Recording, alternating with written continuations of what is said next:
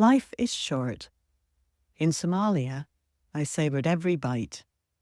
By Beth Ruyungu. How a plate of spaghetti and a cappuccino made my list of top 10 meals. As I set off on a new series of travel adventures, memory takes me back to another time, long ago, when I spent a year on the road. It was Africa then, not Europe as it is now, and instead of a future in writing, I had gone in search of my beginnings. The spirit that drives me is still the same. It's curiosity, a desire to experience the world and taste all the flavours it has to offer. Food and travel are so deeply intertwined that it's impossible for me to separate them. My passion for food led me to become a professional chef, a path that took me from a pub full of drunken sailors to a Michelin-rated bistro. As a chef in the luxury yacht industry, I sailed the world, exploring local markets for provisions and eating regional specialities in the best restaurants. I keep a list of my top 10 best ever meals in the part of my brain where my taste buds tingle. Some are fancy restaurant classics. Others have more humble origins, like the glorious New England clambake that I ate perched on the rocky coast of Maine, lobsters and soft-shell clams steamed inside a mound of seaweed with fresh dug new potatoes, corn cobs, and hot dogs and eggs still in their grocery store containers. Perhaps the most unlikely contender for my top 10 list is a simple plate of spaghetti with tomato sauce and a cappuccino. It's a meal I could have eaten on a visit to Italy, or in any number of Western countries, but this particular meal I ate at a roadside restaurant in the deserts of Somalia. I was in Africa in 1986 to find my roots, and, inspired by Bob Geldof and Live Aid, to make a better day for the starving peoples of the world. I arrived in northern Kenya and quickly discovered that the skills of a London-trained neurosurgical nurse were of no help to people on the edge of starvation. Rather than be a drain on resources, I donated a meat goat to a mission camp for the elderly and continued on my way. A series of curious events took me across the border into Somalia.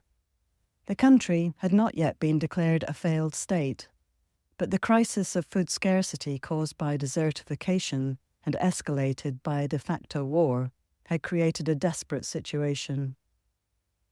I had seen many food markets on my travels through East Africa, broad tables laden with exotic fruits and heaps of starchy vegetables harvested from the rich soil of surrounding farms. But in the Somali village where I stayed, the market was almost empty.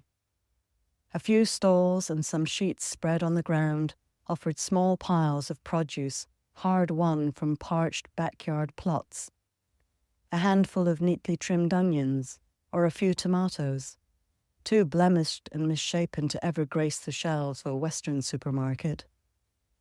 As children kicked soccer balls made from rags and practiced dramatic cries of, "Goal!" the women sellers squatted quietly in the shade, hoping for buyers with cash to spend. I was travelling with a friend, and we were several hours into the hot, dusty drive when we stopped to eat. The potholed track we were taking to Mogadishu crossed a trail used by nomadic camel herders, and at the intersection there was a weathered shack growing out of the dirt. Groups of men were gathered at plastic tables, smoking and discussing matters of the day over glasses of tea. Most wore traditional camise tunics and sandals made from upcycled rubbered tires. Others wore button-down shirts and Ray-Bans.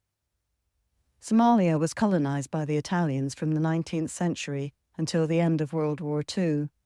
Despite becoming an independent republic in 1960, the imprint of Italian culture remained, and the Somalis seemed to have a fondness for stylish sunglasses.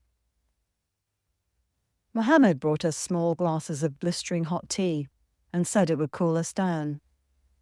He was a slim and lively man of about 30, his enthusiastic smile missing several teeth. The heavy scent of stewed meat hung in the air and we asked him if there was a vegetarian option. The spaghetti arrived on thick, worn plates. It was satisfyingly al dente and kissed with just a hint of olive oil.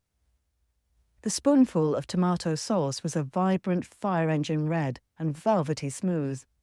Its flavour was intensely tomatoey, filled with the bright, clear taste of summer days. Hints of cardamom and cinnamon added complexity and a suggestion of earthiness, like the scent released by a scatter of evening rain. What had seemed too little sauce proved perfect for the buttery loops of pasta. Every bite, just the right balance of flavour and texture. A sprig of a green salad herb I couldn't identify garnished the side of the plate. I saved it for last, and its wild bitterness provided a cleansing final note to complete the dish. The one quality that all my top 10 food experiences share is their magical ability to transport me to a world away from time and trouble. Eating the spaghetti, I was immersed in the moment. I forgot the discomforts of the road and my concern about what dangers might lie ahead. As he cleared the plates, Mohammed asked if we would like some cappuccino. It seemed like an impossible offer, but peering into the back of the shack, we could indeed see a gleaming coffee machine worthy of any European cafe.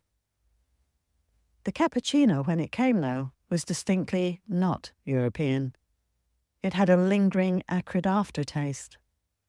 My face must have registered my confusion because when I looked up, Mohammed's eyes were waiting for mine.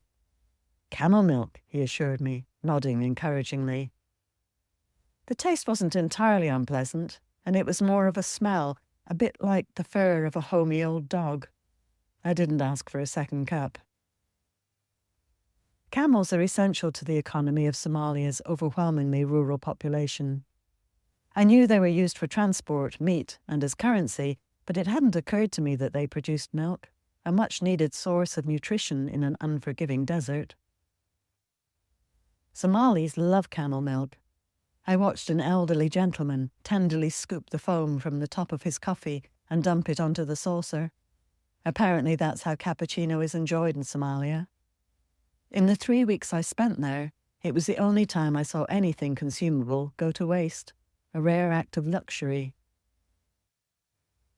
As we set off towards Mogadishu, a camel train passed us, heading deeper into the desert. In the mid-afternoon sun, the colours of the land and animals shimmered in a blur of tan and beige. The profiles of the women, dressed in sari-like wraps in bright factory colours, stood out. One design caught my eye, and I squinted at the fabric, trying to make out the familiar shape as the woman walked by.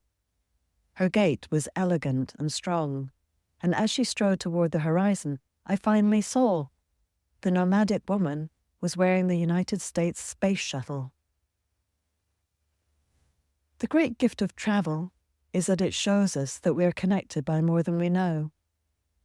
My travels in Africa taught me that for all of us, from those living in the greatest privilege to those living with the least, life is short. So for all the stress and worry as I prepare for my next extended overseas jaunt, I'm excited by what I might learn, as well as what I might eat. The world is ever full of new choices, and I don't want to waste a minute, not a morsel. Whole Story Shortly is a reader-supported publication, and as I spend a year writing and travelling overseas, I hope you'll subscribe to join the adventure. Upgrade to become a paid subscriber, and your support is a bowl of ripe tomatoes, fresh from the garden with a lick of virgin olive oil and crumbles of salty ricotta on top. What's better than that? But wait, did my story only whet your appetite? If you're ready for another story of food and travel deliciousness, try The Cake That Got Away by the wonderful Noah Bashir at Letters from a Muslim Woman. There's a link in my Substack story.